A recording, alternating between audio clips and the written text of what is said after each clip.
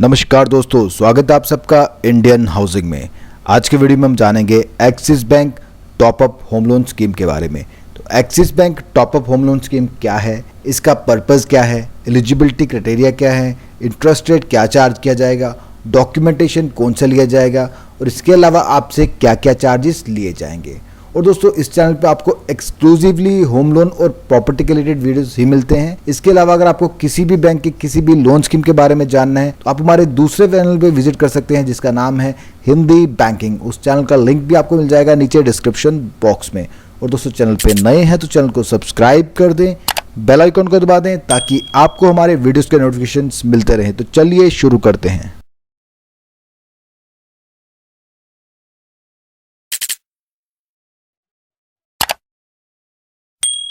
Axis bank top up home loan scheme purpose.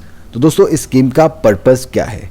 तो आपके पास already कोई प्लॉट है, लैंड है, तो उस पर आप कंस्ट्रक्शन करना चाहते हैं, चाहे वो रेजिडेंशियल आपके घर की कंस्ट्रक्शन है या कोई कमर्शियल कंस्ट्रक्शन करना चाहते हैं, तो उस चीज़ के लिए आप इस लोन स्कीम का लाभ उठा सकते हैं। उसके अलावा अगर आपकी कोई भी पर्सनल रिक्वायरमेंट है, लाइक कोई मैरिज है, कोई फैमिली फंक्शन है या कोई भी आपकी पर्सनल रिक्वायरमेंट है, इवन कि कोई कार परचेज करना चाहते हैं, कहीं अर्नेस्ट मनी देना चाहते हैं या किसी से कोई बहुत ज़्यादा ब्याज पे लोन लेके रखा है उसको चुकाना चाहते हैं, तो कोई भी आपकी पर्सनल रिक्वायरमेंट हो सकती है, उसको पूरा करने के लिए आप लोन ले सकते हैं।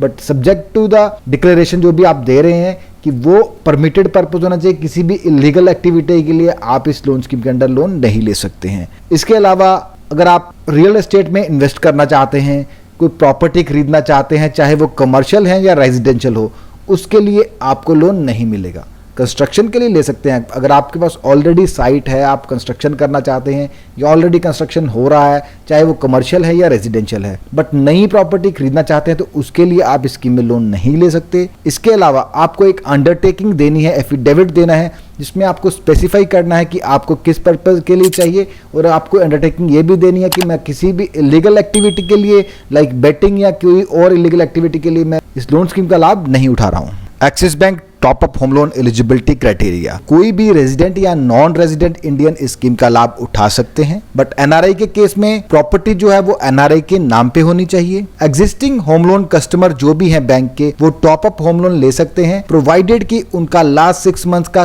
क्लियर रीपेमेंट रिकॉर्ड होना चाहिए और उनकी ईएमआई जो है एक से ज्यादा उनका ईएमआई बाउंस नहीं होना चाहिए, और जो ईएमआई बाउंस्ड है वो नेक्स्ट रीपेमेंट से पहले पहले वो भर देनी चाहिए।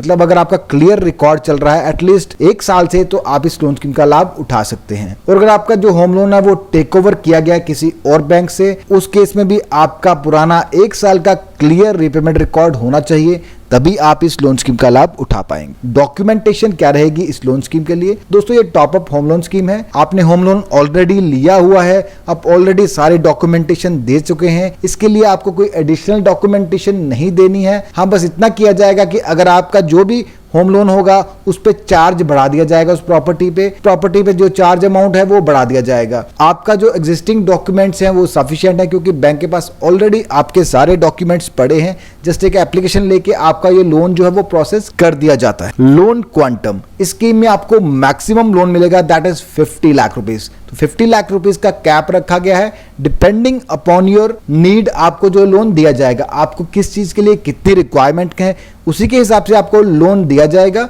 Subject to your repayment capacity, कि आपकी रिपेमेंट कैपेसिटी कितनी है, आप कितना ईएमआई भर सकते हैं अपनी एग्जिस्टिंग इनकम में से, उसी के हिसाब से आपको लोन दिया जाता है। Axis bank top up home loan rate of interest: अभी के जो प्रेजेंट रेट्स हैं दैट इज 8.65% ऑनवर्ड्स, तो मिनिमम 8.65% रहेगा, depending upon amount, your source of income, your profile and your CIBIL score. इस सारी चीजों को देखने के बाद बैंक डिसाइड करेगा कि आपको कितना रेट ऑफ इंटरेस्ट चार्ज किया जाएगा, बट मिनिमम 8.65% ऑनवर्ड्स आपको रेट ऑफ इंटरेस्ट वो है चार्ज किए जाएंगे। और ये अभी के लेटेस्ट रेट्स हैं।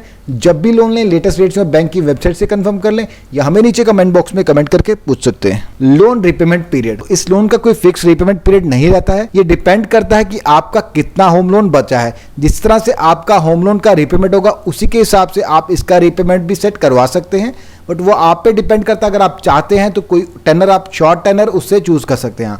हाँ, बट इस लोन को आप होम लोन से ज़्यादा एक्सटेंड नहीं कर पाएंगे। अगर आपकी होम लोन की वैलिडिटी 2 साल या 3 साल बची है तो आपको 2 या 3 साल के अंदर ये सारा लोन खत्म करना पड़ेगा। बट अगर आपके होम लोन की रिमेनिंग रिपेमेंट जो है काफी लंबी है तो आप चाहें तो इस लोन को होम लोन से पहले भी रिपे कर सकते हैं। तो ये आपकी डिस्क्रिप्शन है और डिपेंड करेगा मेनली आपके होम लोन का कितना टेनर बचा है। लोन सिक्योरिटी, तो लोन सिक्योरिटी के लिए आपकी जो प्रॉपर्टी है वो ऑलरेडी बैंक के पास मॉर्गेज्ड है, टाइटल ऑलरेडी बैंक के पास है, उन्हीं के अगेंस्ट आपको जो है वही लोन दे दिया जाएगा। लोन प्रोसेसिंग चार्जेस, तो लोन के प्रोसेसिंग चार्जेस जो हैं that is 1% of the loan amount plus GST. तो जितना भी आपका लोन अमाउंट होगा उसका मिनिमम 1% आपको देना होगा और उसमें जीएसटी भी ऐड किया जाएगा। इसके अलावा अगर आपकी स्टेट में कोई भी स्टैंप ड्यूटी एप्लीकेबल है तो वो भी आपको भरनी पड़ सकती है। तो दोस्तों ये था axis bank top up home loan scheme. कैसा लगा आपको आज का ये वीडियो, कमेंट बॉक्स में कमेंट करके जरूर बताएं। अगर आपको ये वीडियो पसंद आया तो वीडियो को लाइक करें, चैनल को सब्सक्राइब करें। Thank you for watching.